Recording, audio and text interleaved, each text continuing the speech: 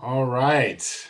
Good afternoon. The 20th annual Municipal Green Building Conference and Expo is very close to wrapping, but don't you worry, we still have some treats in store for you. Thank you so much for spending some of your Saturday with us. The time is indeed now. We are so excited to really build off of our conference today and really focus on action as we dive into the rest of the year. And we're all trying to figure out what's going to happen next as we emerge from this pandemic.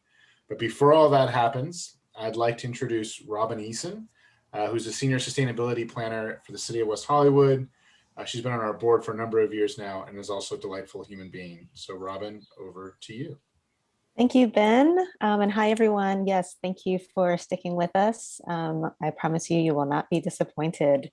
It is my esteemed pleasure and privilege today to introduce the uber talented and multi-hyphenate, Mr. Christopher Locke, as our final keynote speaker.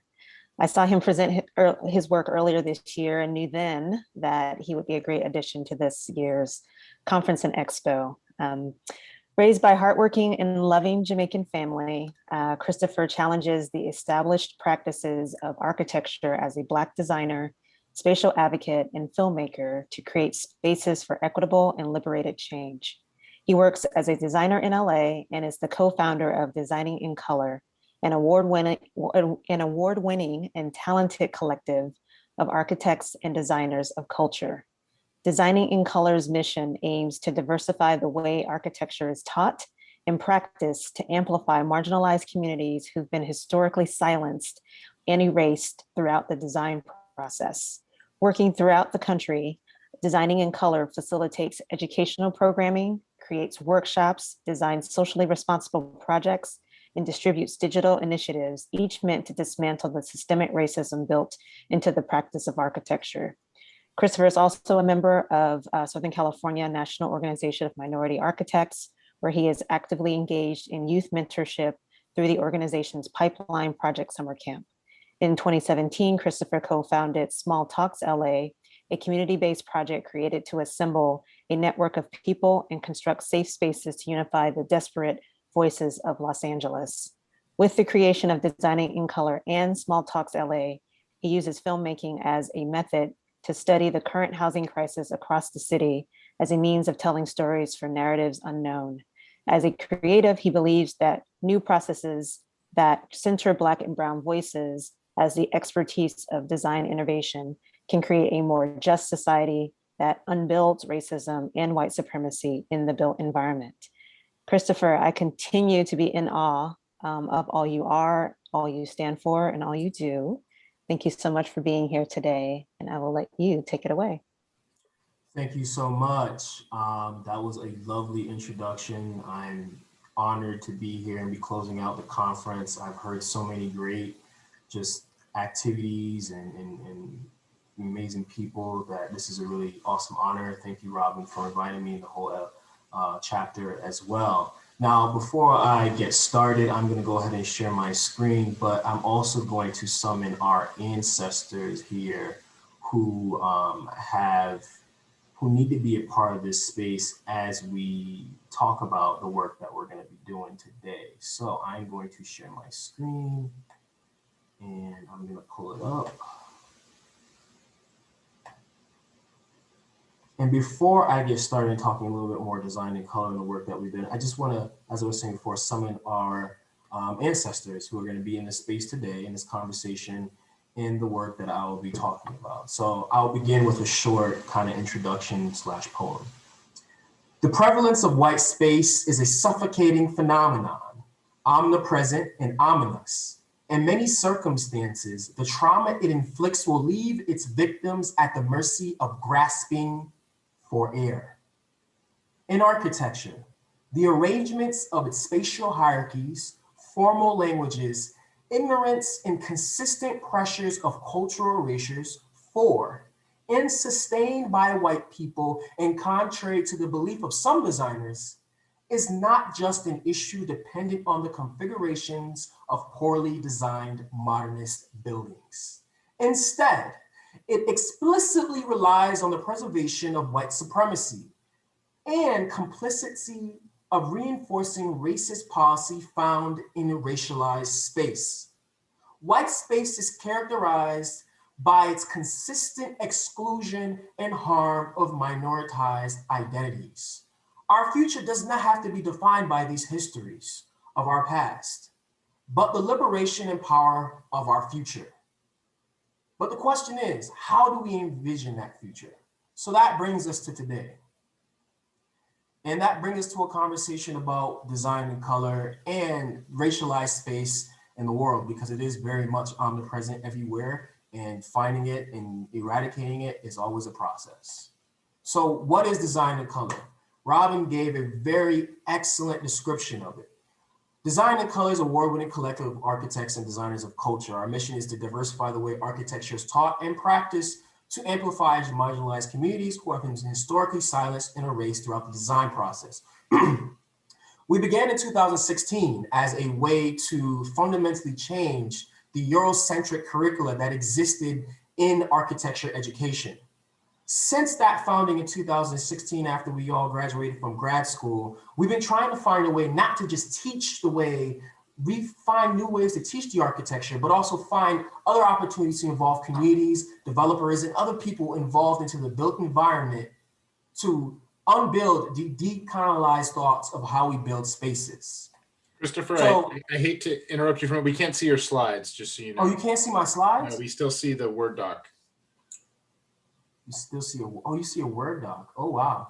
You're not even supposed to see that at all. Okay, I'm gonna back up if you guys are patient with me. Patience we have. Okay. I'm gonna share my screen again. I'm gonna use screen. Oh, there you go. I see what the issue was. Do you all see that now? Yes. Yeah. All right. Mm-hmm. All right, I already told you all what design and color is. That is the slide. That is my beautiful team of 6. And I'll actually go a little bit more into them. So our team consists of 6 designers. We're all located throughout Detroit, Los Angeles, Phoenix, Boston, Seattle. Design and Color is an organization we're building part-time to eventually become our full-time duty as designers, architects, and people who ultimately want to build a more just environment. We facilitate workshops, design socially responsible projects and initiatives, all meant to dismantle systemic racism built into architecture and these processes of building the built environment. Everything that we do is founded in the principles of social justice, spatial justice, and design equity.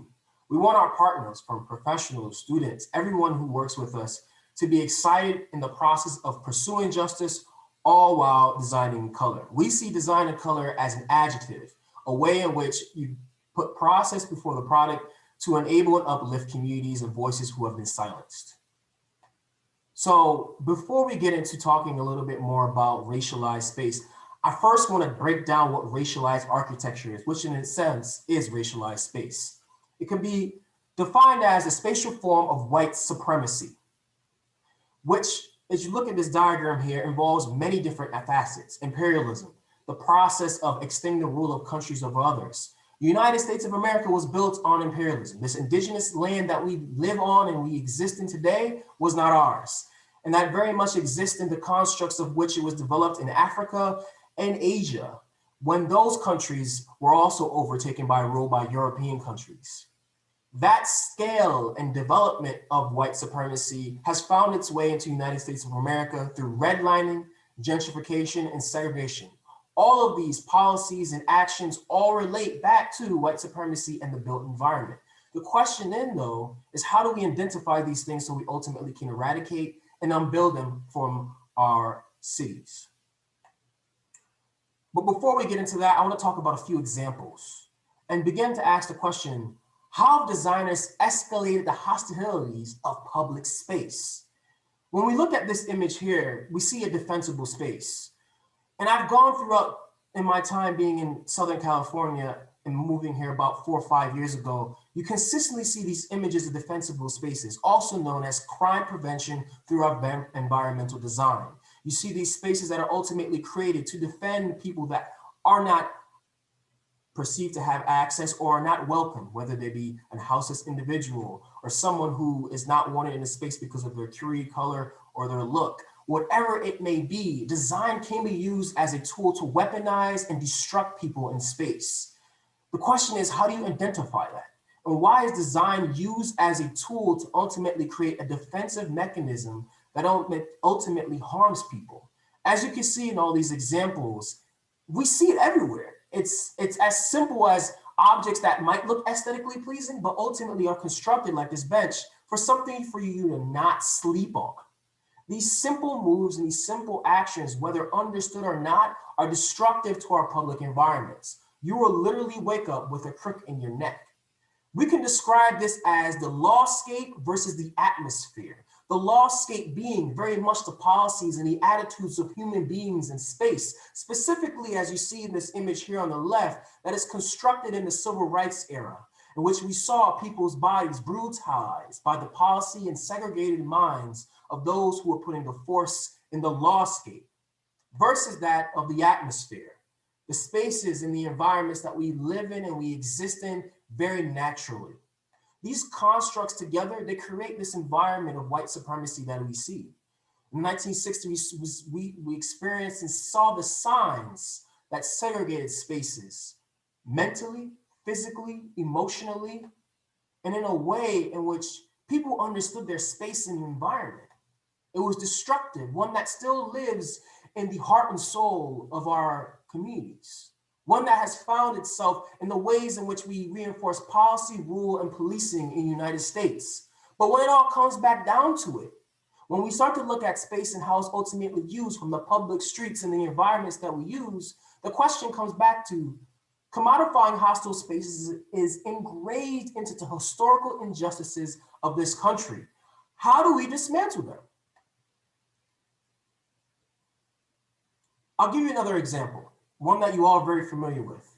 The siege of racial patriarchy on the left and the protection of civil rights on the right. These are the tale of two racialized spaces. And I want to specify, whiteness is a race. I think sometimes it's ultimately not seen as that, but whiteness is also a race and can be racialized. When you see the image on the left, something that we all became familiar with at the end of 2020, as we saw the racial patriarchy, those who are constructing white supremacy, white men overtaking the capital rule in our government. The same space is built by the hands of enslaved Africans in the United States in the 1600s who built these Capitol buildings. But conversely, on the right, you also have a racialized space, one that is inhabited by many people for the rights of Black Lives Matter, for the protection of civil rights. Both of these spaces are two tales of white supremacy, one reacting as a form of defense and advocacy, and another acting on the fear and the actions of perseverance. We see these two actions working together. And Mabel O. Wilson breaks this down very well. The absence upon which this whiteness is configured never truly disappears. It manifests itself aesthetically at the very sites of its erasure.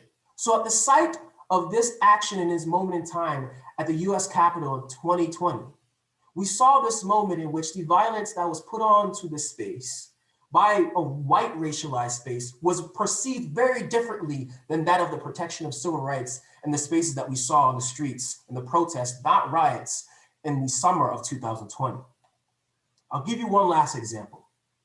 Racialized space, when we look at it from the environmental racism that exists in the United States.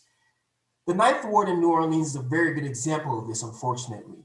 From a design substantial, when we look at the condition of how racialized spaces are constructed, it includes design, policy, and condition. These three kind of simultaneously actions in existence of space. The design of historically redlined spaces in New Orleans.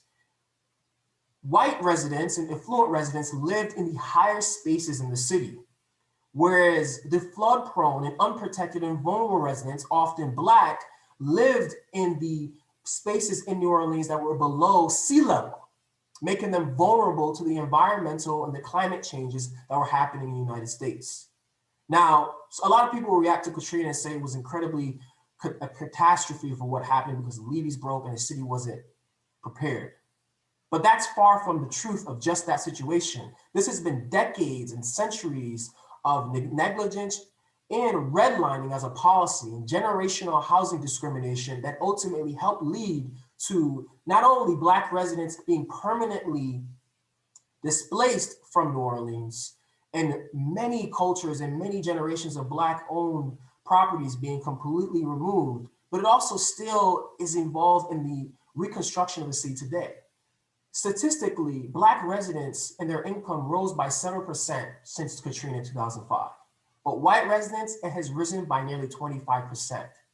When we look at the environment and the constructs that relate to the physical environment in which are being built and experienced by policy, we also have to be acknowledge that environments and where people are ultimately put, and when we define racialized environmental spaces as disproportionate impact of environmental hazards on people of color, Katrina is an incredible example of this, unfortunately. And Brian Seeley Jr., the founder of Co-Locate in New Orleans, defines it as white America has found it all too easy to transpose its capital and beliefs into physical space. The fear of living in that kind of part of the city ultimately related to the climate change impacting a specific disproportionate of people. So what are we doing to ultimately starting to interrogate and asking these questions? Our thesis for 2021 and 2020 was, how have designers contributed to the creation of racialized spaces? And through the program called Designing with Action, DWA, we began to interrogate not only how racialized spaces are developed, but how can we prioritize unbuilding that racism found in design cultures and communities? Culture for us is important because that culture ultimately can be understood, shared, and proliferated for generations to come. So developing this program, which we started last year, and working with universities, workplaces, community groups, developers, and many other organizations, is broken into 3 workshops. Number 1, racialized architecture competency. It is so profoundly important that before we do and work on any issue that relates to race, identity, and any politics, we first understand the systems that ultimately play a part in marginalizing experiences for minoritized people. We have to understand the problem before we make any progress. Workshop number 2 then goes into many of the ideas that you all have experienced and seen today, design and spatial justice. Through the examination of design justice principles, how we prioritize an anti-racism policy and processes, not just the product of it, but ultimately try to create a process that is just. And then lastly, workshop number 3, how do we create sustainable futures that are ultimately held in accountability? What is the accountability that we need to hold our leadership in, our city officials in, and the leaders of organizations that help to lead people to make change? If we could create that dynamic by metrics, but also by conversations that keep people accountable, we can keep these ideas sustainable as well. So for design and color, we have many methodologies we break these down, and I'm going to share a few of them with you all today. One of them is called the Justice Triad, and it involves 3 elements: design, the pursuit of social and spatial and racial justice and cultural justice; spatial, the fair and equitable distribution in space, socially valued resources, opportunity to use them; and inclusiveness, which you all may be familiar with, a methodology that embraces and draws the full range of human diversity, not just bringing people to the space, but drawing on the range of human diversity and expertise to create change. We created this diagram as a way to break it down in which people understand. And it involves multiple things. For us, inclusiveness, spatial, and design is broken down into 9 principles that within this triad interrogate the method of which how space is decolonized, how space is understood for where we can use the margins and work within the margins as a way to innovate. But to do that, there are many things that we have to consider, not just as architects, but as anybody who's involved in the designing of spaces. Because everybody on this call today, whether you are creating a simple sidewalk bench in your community or whatever it might be, or your organization is working with a variety of different people, you are a designer. So how can we use these elements to ultimately create a just process?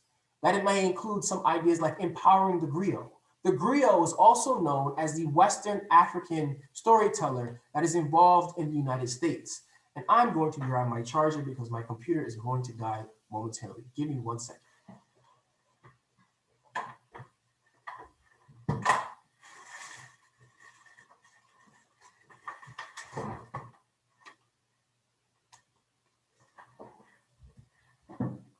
So when we talk about empowering the griot, also known as the Western African historian and storyteller, is the center for cultural advice and information in the community. The person who is all well and knowing about the issues, the challenges, and the successes of that community. How can you center that person and its organizations and expertise at the center of justice and design to create new opportunities for change? How do we then, underneath the spatial understanding, build a spatial consciousness? An idea and a terminology I'll talk about a little bit later. And then most importantly, something that we think is incredibly crucial, how do we enact safe space around each other to ultimately create important and safe dialogue for the people that we want to make change with, not just for? So before we dive a little deeper into that, let's discover a couple of distinctions here. Anti-racist designers versus complicit injustice designers. Do you organize the resource of design to advance community justice and capacity building? And by that we mean, do you use your technical design and expertise to serve communities and build capacity for understanding the process? Do you remove and identify racialization and the injustice of spaces and its processes? Or, like Michael Ford said so brilliantly, are you complacent with the designing and constructing the backdrop to the injustice of design? And that might come in the form of designing the carceral state. That includes things like prisons, that includes things like courthouses that have holding cells, that includes all those things that ultimately disrupts and brutalize Black and brown bodies and non-conforming identities. These are the things and distinctions we must make. If we turn the blind eye, we are being complicit. It's not enough to not participate, we have to participate. So how do we begin to put these things into action? For us, it starts with identifying the cycle of exclusion. Adopted from Mismatch by Cal Holmes, which I highly recommend.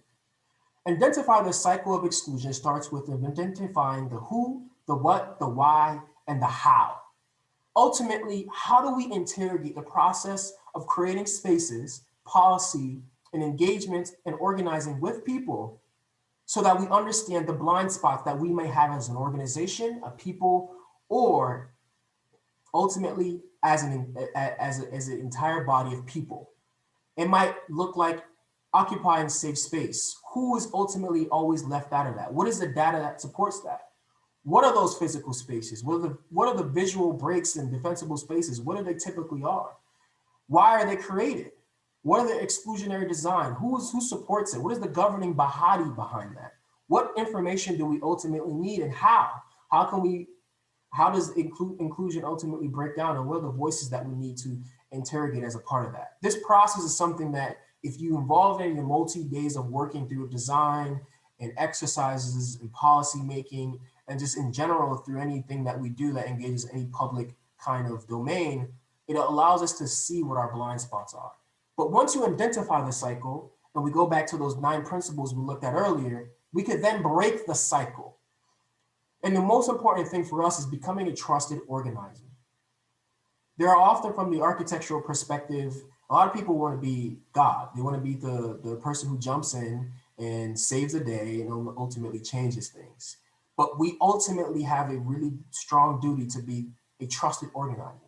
And trust is an important part of the process. You have to first and foremost be able to be understood and be trusted by people who you're working with. We talked about enacting safe space around you. These are the who, and then the what, why, and how. The what, spatial consciousness, which I'm going to talk about in a second. Why? What is the systemic data behind that? What is the data that ultimately supports the potential issue? How can we ultimately extrapolate the issues that exist? It could be as simple as understanding why people aren't ultimately getting access to public transportation in this area, or why aren't they showing up to meetings? Maybe the meeting's on the wrong time. Very simple things that ultimately help us not exclude people who ultimately need to be a part of the process, who have been silenced for many decades. So I was talking about spatial consciousness before. For us at Design in Color, and for myself personally, a spatial consciousness relates to W.E. Du Bois's definition of double consciousness. So he described double consciousness as this: double consciousness forces Blacks to not only view themselves from their own unique perspective, but to also view themselves as they might be perceived by the outside white world. This is what W.E.B. Du Bois spoke of as the sense of looking at oneself through the eyes of others. So I'll give you an example. Me being a Black man, if I'm walking down the street, I ultimately have to be conscious of how other potentially white people might view me. Do you see me as a threat? Do you see me as somebody who's ultimately going to bring you harm? Or are you going to respond to that by potentially calling the police and escalating a matter that ultimately puts me in harm's way? This is something that I'm pretty sure a lot of people go throughout their daily basis who might not be of a conforming identity. One of those might also exist to wearing a mask. And wearing a mask for me, and then seeing a mother and child cross the street and not knowing if it's because I'm Black or because we're all wearing masks. It's that consciousness that consistently plays in our minds as a form of defensive mechanisms to survive. But when we think about that in the terms of designing and constructing policy and processes to create change, how can we think about how other people are going to perceive things so that we ultimately create spaces and opportunities that is thinking ahead of what the potential challenges and issues could be for other individuals? So what are some of the things that we're doing as an organization? And some of these things here include Black and Brown pedagogy. We believe that creating sacred spaces in relation to racialized spaces, sacred space being a space that is ultimately important and safe for anybody who can be in that space, is important. Black and Brown pedagogy, the ideas of creating a conversation around imposter syndrome. What does it mean to be the only woman, the only Black woman in design? What does that look like? How is it constructed? What are the spaces and the conversations that need to happen to demystify that space? How do we change that? How do we focus on that process? Designing by response. How do we design by receiving information, but ultimately participating in the process of creating the program for that information? Oftentimes as designers, we wait to provide a service to a developer, to a client, to a variety of different people without ultimately being a part of the process of how that information was constructed. If we can be a part of that process, then we can help flip the narrative from seeking just a product, but also reinforcing how justice is created and served. And then liberation as workshop and organizing with communities. The duality of these two relates to the education. If we can change how people are ultimately receiving information from a very different perspective, one that is centering Black and Brown non-conforming identities and celebrates the beauty of the diversity of that, we can find new challenging alternatives to creating space. I'm going to give you all a couple of examples as we close out. In doing that, we actually follow this practice, which is rooted in activism. And it involves challenge our 3 C's: challenge, collaborate, and create. First and foremost, what is the system that you're ultimately trying to challenge? What the hell is it? That's the main question we always ask ourselves. What is this thing that ultimately gives us fear, but also makes us feel vulnerable? We have to first understand the thing that discourages marginalized groups. Once that is identified, how do we collaborate and ultimately unify groups, diverse groups, to activate space and find common goals for dialogue, achievable, and effective? And then lastly, create. The create part for us in Design and Color is not specifically just about a product. It's not specifically just the building. It's not specifically just the entity that needs to be created that becomes a ribbon cutting opportunity. It's the opportunity for creating a process, a safe space for community discussion, content, things that ultimately change the narrative of how people participate in an environment that makes them feel safe and heard. I'll give you all a couple of examples of that. Small Talks LA was created as a project in Los Angeles in 2017 to organize the disparate voices in the city. And using the challenge, collaborate, create methodology, we want to organize neighborhoods that have existing initiatives. There are so many existing initiatives in Los Angeles. So how can we create them and bring them together to have important, crucial, and vulnerable conversations about injustice and justice, while also providing the tools to community members to talk about design, to use it as a weapon against the white supremacy that exists in our environments. So by having conversations about gentrification in Inglewood, or having conversations about homelessness and displacement and cultural asylums, the spaces that we live in the city, in the arts district, or revolving the conversation about student work and how it can be used as an opportunity to catalyze existing initiatives, was something that we've done, and operating and using culture as a way to do that. All of our small talks and lay events have used art, design, culture, music as a way to bring people together. If you want to provide for the block, you got to bring the block together in a way that culture is understood and people feel safe. The last example I'll give you here is Cal Anderson Park, which is a project that we're working on with an organization called Black Star Farmers in Seattle. So as you can see in the images here, something that we've seen just traumatically throughout Los Angeles is our homeless population, and houseless individuals who live in the park ultimately don't have access to food. There's a lot of food inequity that exists in Seattle as a result. So a man named Marcus Henderson, the founder of Black Star Farmers, grabbed a shovel and he started digging. He started digging and creating a guerrilla form of design justice that ultimately would create a garden and spaces for people to have food and access to while they live in the park. So the question we asked ourselves in this construct was, how can Cal Anderson Park celebrate food justice and use an Afrofuturistic lexicon to negate the historical revisionism of European-based design?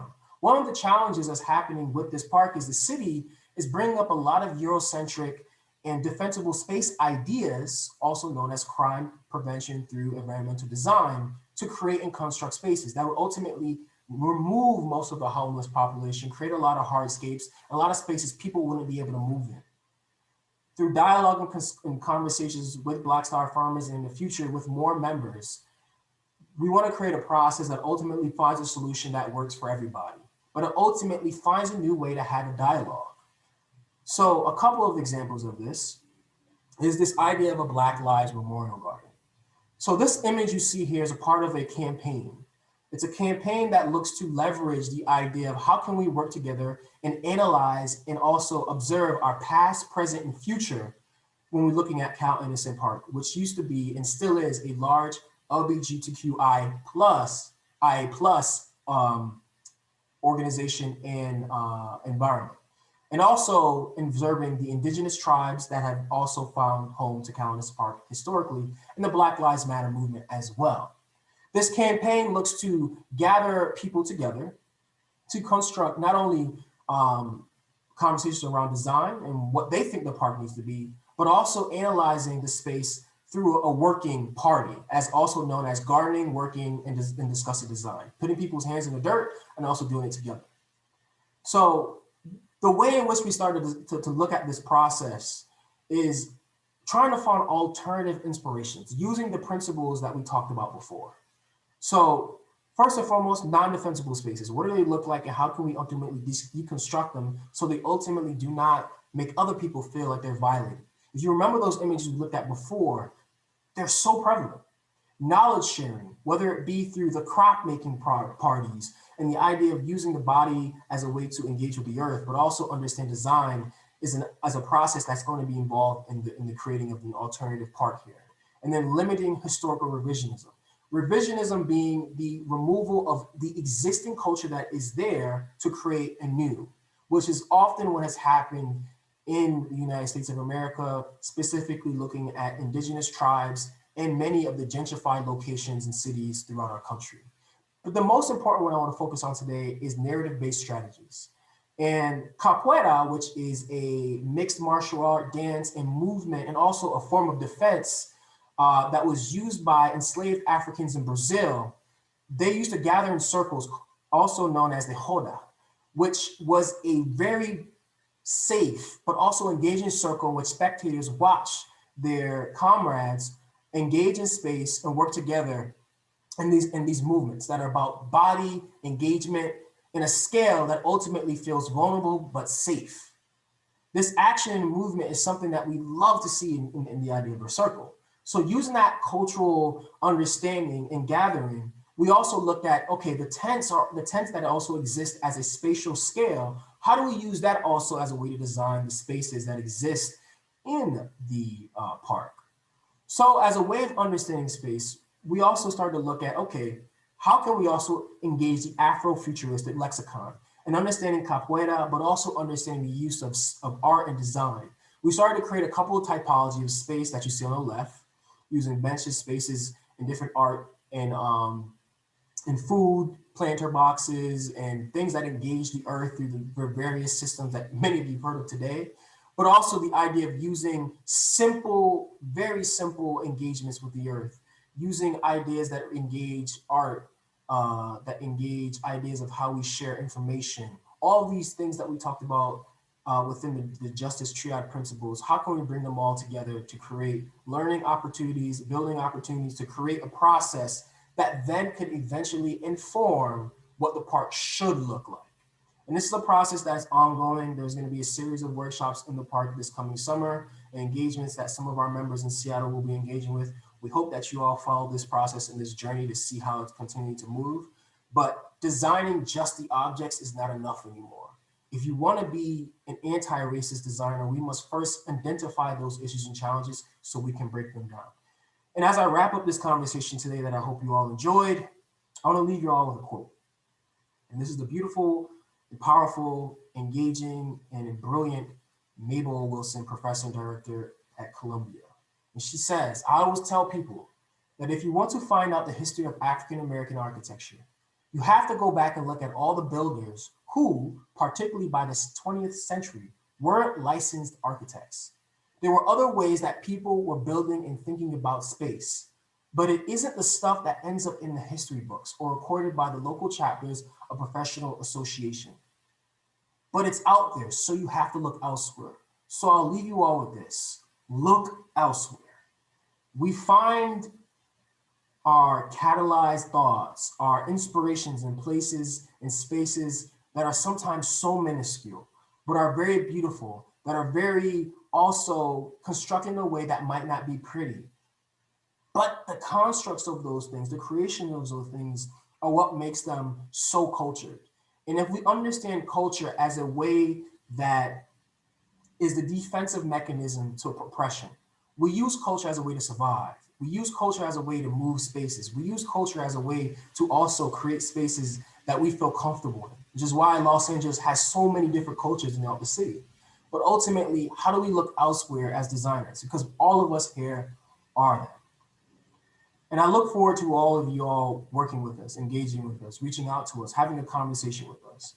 Please reach out to us on our various social media engagements. And I want to thank the group here and the LA chapter so much for inviting me, Robin specifically for reaching out. I've enjoyed this opportunity with you all today. Thanks for being patient with me. Love y'all and have a fantastic afternoon. God bless. Thank you, Christopher. That was actually really amazing. I think it's going to reframe how I look at design all around me in the spaces that we occupy and encounter on a day-to-day basis. And I really appreciate that perspective. It really opened my eyes a lot. I really appreciate that. And to close us out for today, this is the final part of our 20th annual Municipal Green Building Conference and Expo. We have the artist A.Y. Young.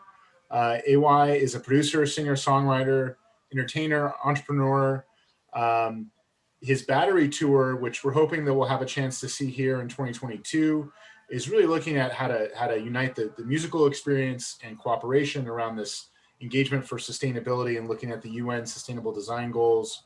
I don't think anyone can explain it better than A.Y. himself. So if we can cue up the video here, we're really pleased to bring a performance to close out our community day here at MGBCE.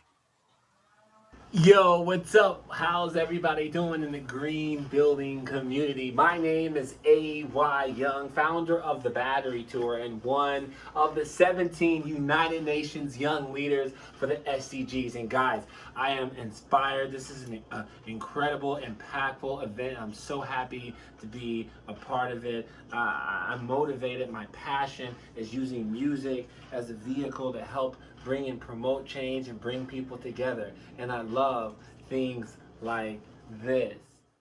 Yo, with that being said, guys, here's a little bit about me, my story, and why I'm here.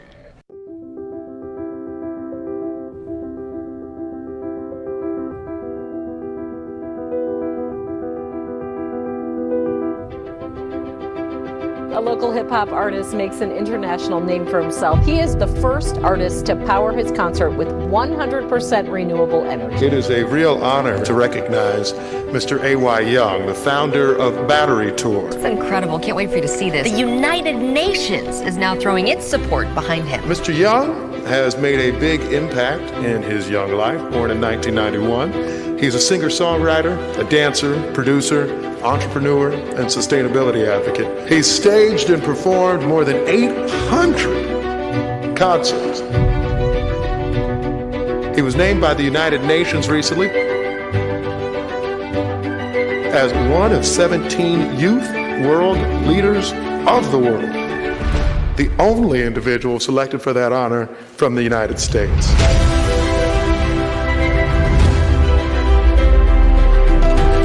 I'm looking forward to stimulating this local economy further, bringing entrepreneurs together, bringing businesses together, bringing the world together so we can make some change. Yeah. A lot of people don't know there's over 1 billion people who lack access to energy.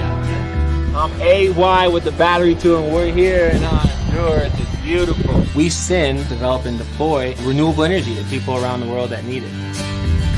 It's all about getting people access to electricity. Save the planet, we gon' save the planet. Everybody looking at me like I'm from another planet. We store energy in batteries and then use it to do a concert. Solar power, witness.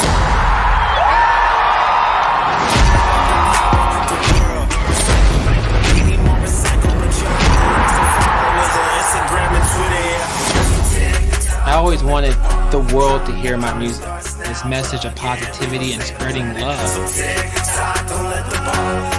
I just wanted to say hey to the world. You know, it's okay to be yourself.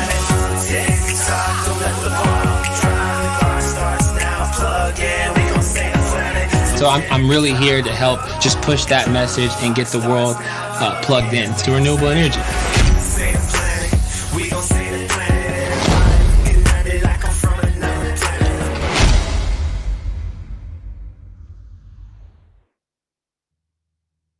So I hope you guys enjoyed my story. That's what sparked, Project 17, this journey on getting the world plugged in and access to energy, which is goal 7. Now, guys, Project 17 is simple. We are going to achieve the SDGs in 3 phases. I'm doing the world's first sustainable album, 1 song for each of the 17 sustainable development goals, and each record is going to be in collaboration with 1 or more of Earth's biggest artists. Now, phase 2 of Project 17, I'm going to do a tour in the US because I'm the young leader from the US. 17 dates. Right? We're going to bring the music to the people. And the 3rd step is releasing a guidebook and a roadmap through the United Nations to all the artists in the world to say, hey, this is how you tour sustainably. Here are the stakeholders, the impact influencers and impact partners involved, the people that created the change with Project 17. So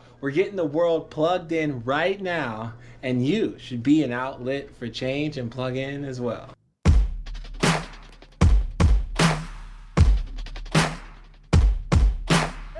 Save the planet, we gon' save the planet. Everybody looking at us like we from another planet. Woo! Save the planet, we gon' save the planet. Everybody looking at us like we from another planet. Woo! Save the planet, we gon' save the planet. Everybody looking at us like we from another planet. Ooh, save the planet, we gon' save the planet. Everybody looking at us like we from another planet.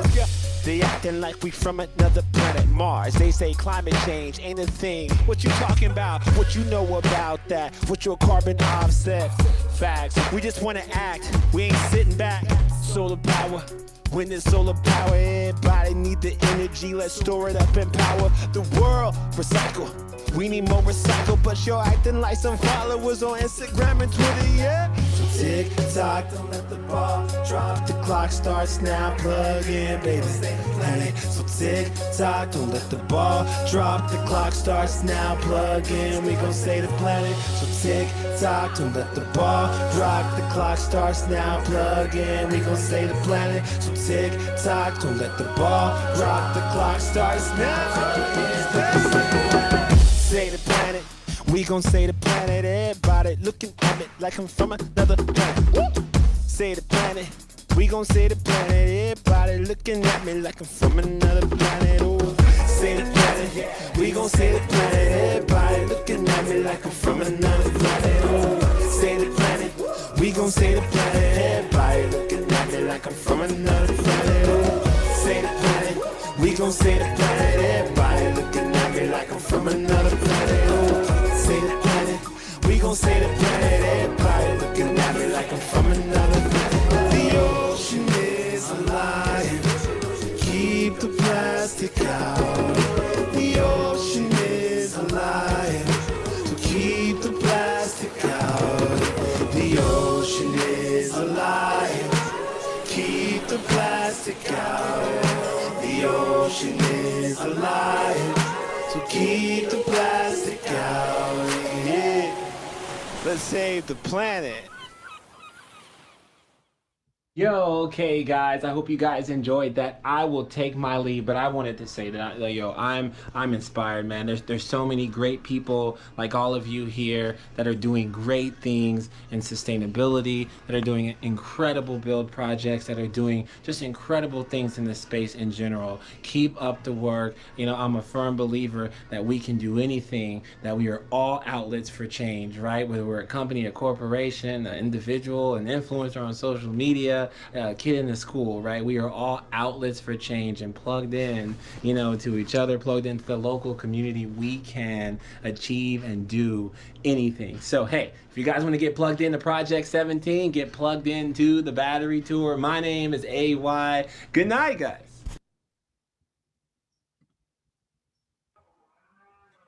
Wow, that is a tough act to follow and a great way to close out our community day here at MGBCE. You know, it's time to take action. The time is now. We have everything we need. We have the people together. So many things to think about from today. And I leave you all to the rest of your weekend. And we hope to see you soon. Remember, we're here because we're all about people who are doing good work. Help us help you make an impact, and enjoy the rest of your weekend, everyone.